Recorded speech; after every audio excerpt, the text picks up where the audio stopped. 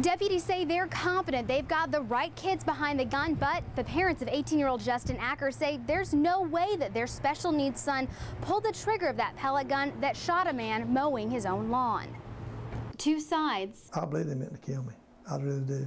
To every story. The whole ordeal has been blown out of proportion. Michelle Rayner says deputies put the wrong person in a jumpsuit. She says her son has been a special needs child since kindergarten. My son might be 18 years old, but he's probably got a 6th grade education. But as an 18-year-old, Justin Acker is facing some grown-up charges, including assault with a deadly weapon with intent to kill. The victim thinks it was intentional. They tried to say it was accidental, but see, they had a clear shot at me up in that treehouse. Have you been over there and seen it? We did see it. Took us a little work to get up here, but this is the treehouse where deputies say the 11 and 18-year-old fired that high-power pellet gun right through these bushes and hit Mr. Lanier. He would have to be Lee Harvey Oswald to shoot Mr. Lanier twice and take a windshield out. Acker's father says he wants detectives to find the real shooter. Acker's parents say he was helping get food and water for their dogs at the time of the shooting.